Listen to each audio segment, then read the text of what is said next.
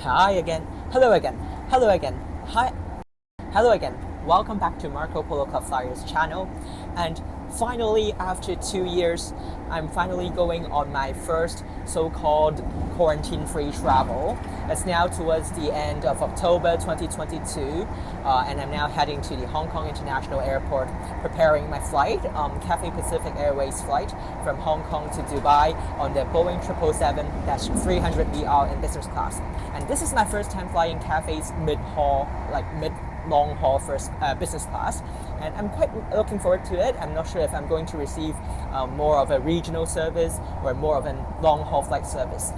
So stay tuned, and I'll meet you again at the airport. The Airport Express in Hong Kong is one of the fastest public transports that connects the city to the world-class Hong Kong International Airport, and here I am again. The Hong Kong government claims that the city is back on the international scene, but to be honest, flight recovery is still somewhat lagging, at least in October, as you can see from this flight information screen. The familiar IOB waved hello to me and led me to the Cathay Pacific counters. Lots of counters were open, but most were empty, and thus check-in was super efficient.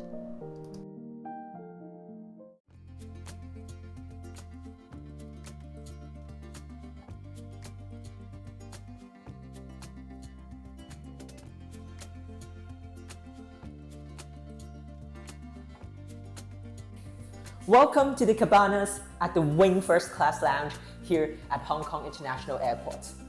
Just now I had my dinner outside at a Haven restaurant in the lounge, and after the dinner it's time for a shower before boarding onto the flight. And here I am at the cabanas, and I think this is one of the world's best showering facilities at any airport lounges. And for now, it's time for a bath.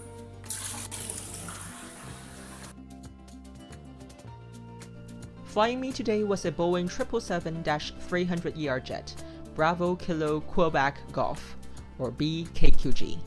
Delivered in August 2013, the beautiful plane will be celebrating its 10th birthday next summer. Nevertheless, it is still one of the newest 777 jet in Cathay's fleet. My gate today was a bit far away at gate 46. The flight didn't seem to be too full, and thus the boarding procedure was quick. When I got back to the gate again after taking some photos around the airport, it was already empty, and it turned out that I was the last to board.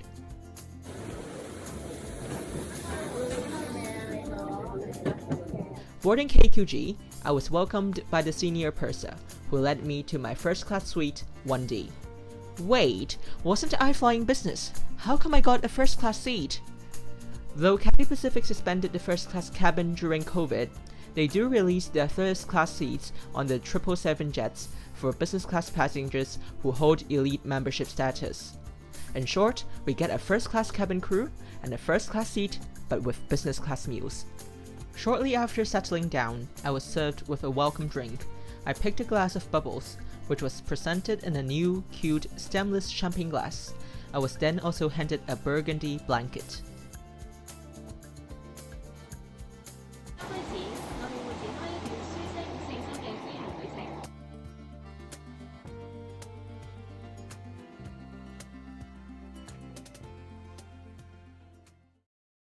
As this was a night flight, let me quickly introduce to you the first class cabin before the lights go off.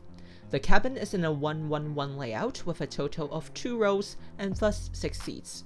The manager passing by reminded me to keep a low profile when taking photos and videos because other passengers might not like it. And that's not a problem at all, I totally understand. Despite business class having a low loading today, the first class cabin was quite full with 5 out of 6 seats occupied. Let's go for a quick seat tour. First, the electronics of the seat. By touching this small panel, you can recline the seat, turn on the reading lamp, or more importantly, enjoy a private massage. Next, onto the remote. There's this remote control that offers a small alternate screen on which you can watch some TV programs. Right beside it is a small storage space with a door, in which I stored some of my belongings.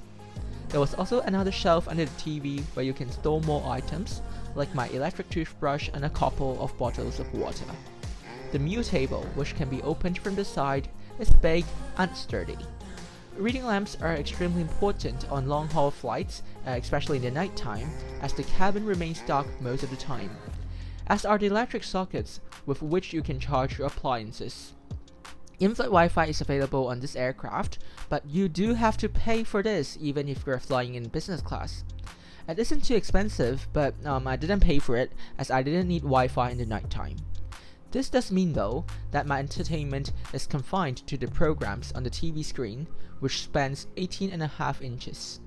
Each business class passenger receives a Bamford branded amenity kit, and in each kit there's a toothbrush with toothpaste, some Bamford amenities, a small cuplet of mouthwash, an eye mask, and a pair of earplugs.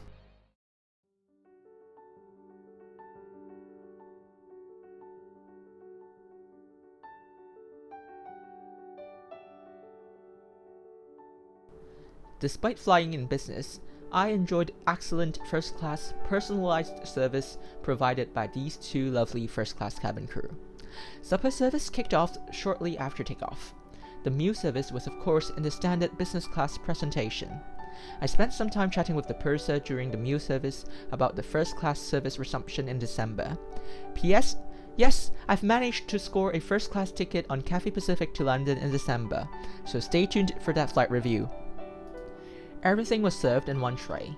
I had a glass of champagne, a glass of Cafe Delight, a glass of water, and a Korean grilled chicken bao. The chicken bao was nicely presented, and it tasted as good as it looked.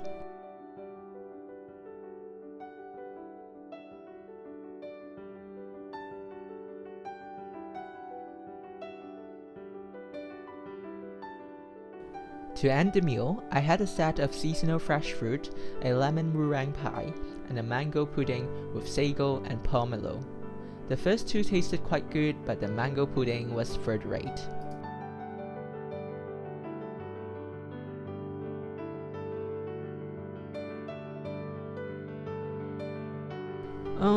Well, not sure if I looked like I was drunk, but I did feel a bit dizzy after the meal service, after drinking 3 small glasses of champagne. Rather efficiently, the cabin crew set out the bed for me while I was in the bathroom brushing my teeth.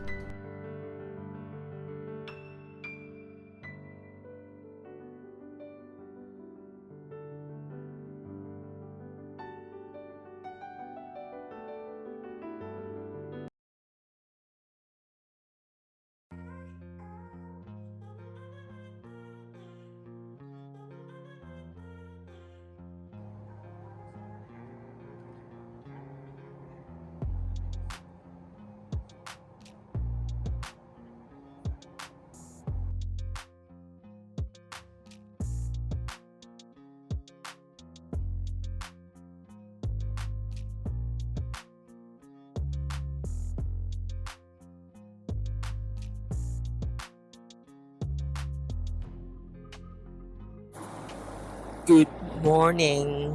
We're now around 3 hours away from Dubai. And somehow I got waken up. I don't know why, but I just couldn't fall asleep again, and therefore I ordered some snacks from the menu. I got the wonton noodles as well as the Movenpick ice cream.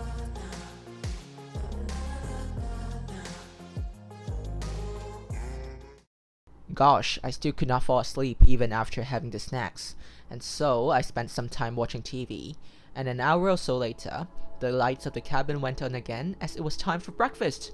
The cabin crew came by to take our meal order, and I started the good morning with a cup of cappuccino. Because of the short flight time, only a simple continental breakfast was served. There were no meal options, and everyone was served with this simple breakfast set. The meal consisted of an almond milk bircher muesli with chia seed, pepitas, and dried cranberries, a plate of warm pastry, and a set of seasonal fresh fruit. The pastries tasted the best in my opinion. Shortly after the breakfast service, we began our descent into Dubai International Airport. To summarize the flight, it had been an awesome one. It had been nearly 3 years since I last flew on Cathay's first-class product, and I'm delighted that it's still as good as I remembered. The cabin crew serving me were very polite and friendly, with very personalized attention since there were 2 crew taking care of the 5 of us. And I'm really looking forward to my first class flight to London next month, where I shall experience a complete first class service. The supper service was quite good, with the chicken bao and wonton noodles far exceeding my expectations. But for the breakfast, it was only mediocre as it was relatively simple and without any choices. All in all, I really much enjoyed the flight experience. Thanks for traveling with me and hope to see you again in my next flight review. Safe travels to everyone. See you! Hope you've enjoyed your time traveling with me, and please like, share, and comment on this video. Also subscribe to my channel if you haven't. Most importantly, check out my Instagram account CXKA_Ken for more traveling shots. Ta-ta for now until I meet you again next time.